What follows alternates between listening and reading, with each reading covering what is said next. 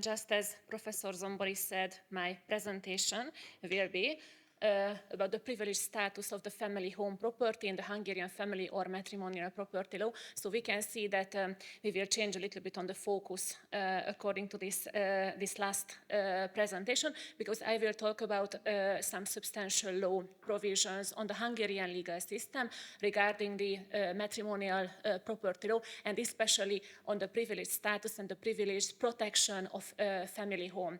Actually, we all know that warm feeling when we are approaching to home after a hard work, after a conference day, even if the conference is such brilliant and professional as this is. So we know that this sense of secureness is which is important from the viewpoint of our home.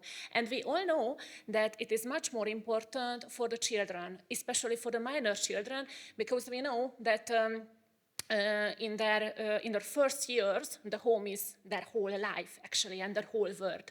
So, first of all, as an introductory thought, I would like to talk about a little bit on why it is important, according to the Hungarian substantial regulations, to protect the family home. And after that, I will talk about some specialties of the contract relationships which can affect home protection. After that, I will talk about the definition of the matrimonial home, according to the Hungarian regulations, and then I will turn to the minor child's right to the use of the matrimonial home. So, as introductory thought, we can see that actually the roots for the privileged status of family home can be origined from those aspects which can be reflected in some constitutional aspects, and especially in some legal theory aspects, that the family is the basic and smallest unit of our society. And of course, it shall be protected in every way how the legislator can make this protection. And actually, the protection of the family home can be origined from this viewpoint. We can see that if we take a look at the Hungarian legislation, as I have mentioned, that I will talk about our domestic legislation, if we take a look at the substantive family property law rules, we can see that there are some specific rules in the Hungarian civil code which can focus on preserving the family's essential security according to the matrimonial property law. And as I have mentioned you, family home and the protection of family home is much more important maybe for the children as for the adults, and we can see that it is also the focus, and it is also the objective of the legislator to ensuring that a minor or the adult child shall be used the family home.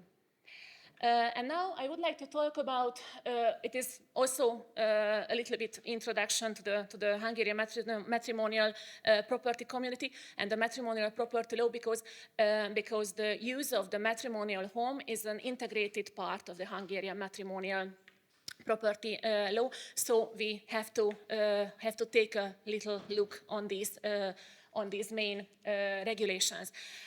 According to the Hungarian matrimonial property law, we can see and we can say that matrimonial property community is the so-called legal property law system, or the legal property system in the Hungarian regime. It actually means that for the spouses, it is an undivided and equal proportion for their assets.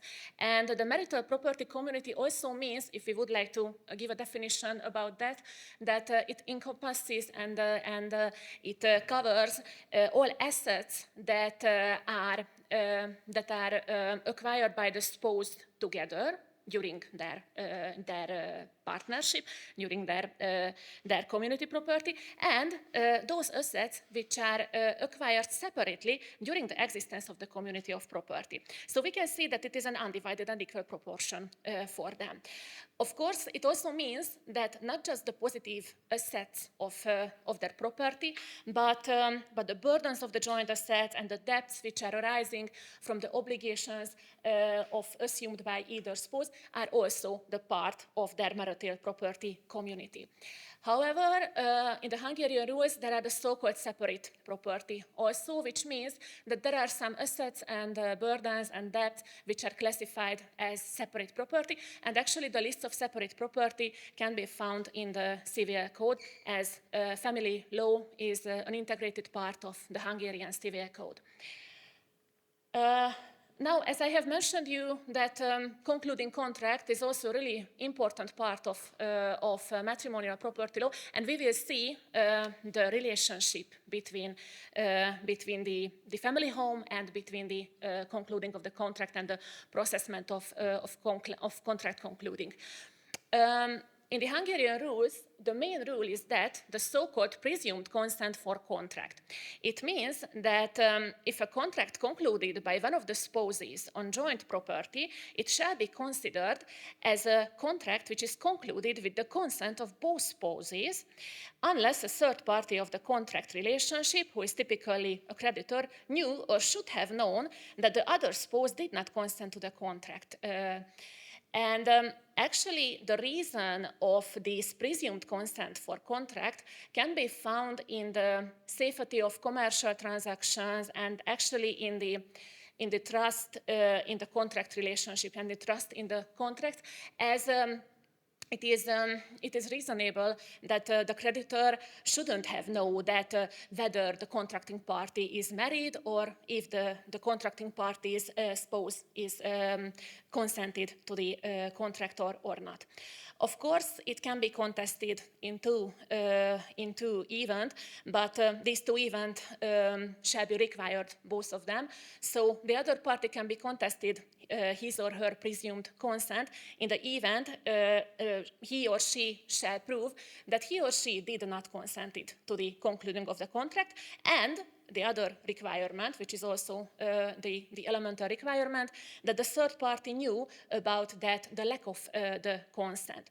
So, as I have mentioned, it is the main rule, the general rule, but as we know, as we are mainly lawyers, that under main rules there are always exceptions, and sometimes exceptions are much more important than the main rules. So there are two exceptions from these main rules. The two exceptions can be connected to the family home, to the importance of the family home. The first exception is that there is no presumed consent for contracts in the event for real estate which is jointly owned by the spouses, and then the other exception is the entry of joint assets to the individual company, business, association as an apport. Actually, the exception first, so the exception one, the first exception means the protection of family home itself. As we can see that there is no presumed consent regarding these contracts which will affect the family home, as it is the existential basis of the whole family.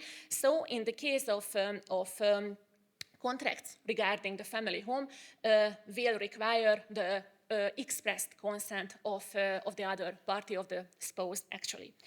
So as I have mentioned you, actually the reason of this exception is the protection of the apartment, which is serving as the family home.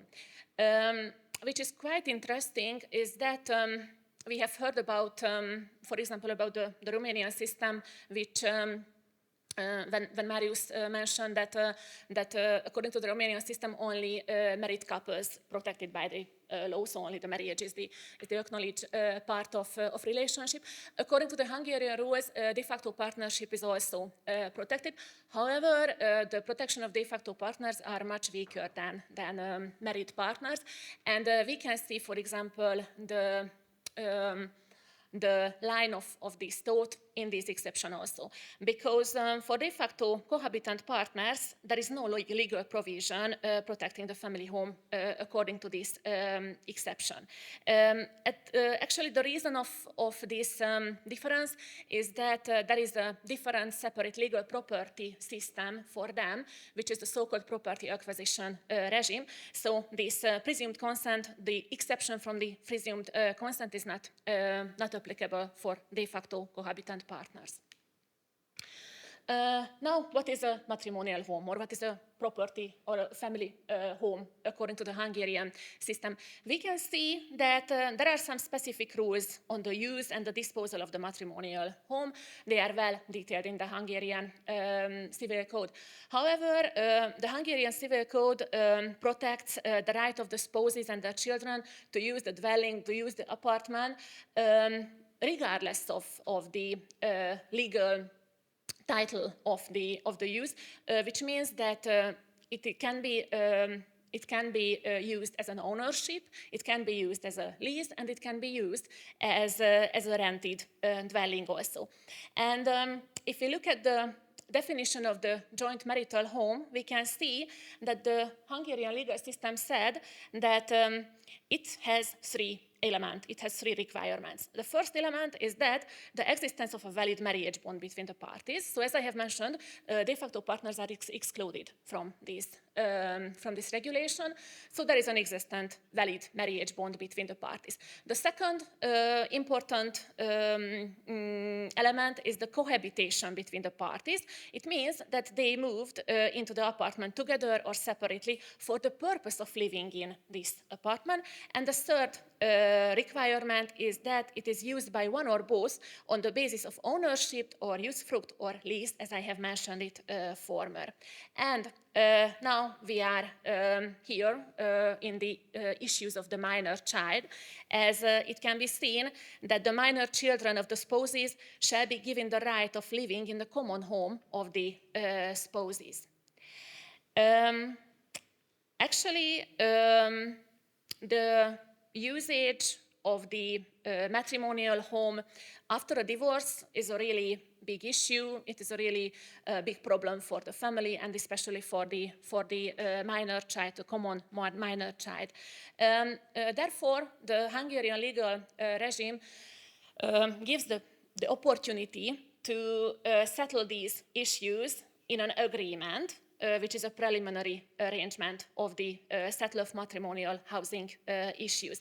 This agreement is valid. It is fixed in a notarial deed or in a private deed countersigned by an advocate. And of course, the child needs special protection, and which is important, and I will also refer in the end of the presentation, that it doesn't mean only the minor child, as according to our legal regime, the adult child can be also the subject matter of this protection. So as I have mentioned, the spouses can make an agreement on the settlement of the matrimonial housing issue, especially in the case of the dissolution of their marriage.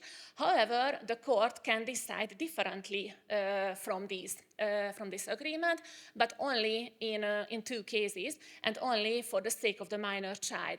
According to the rules, the court can decide differently to the agreement if the contract does not contain any provisions regarding the right of a minor child to use the apartment. It is reasonable.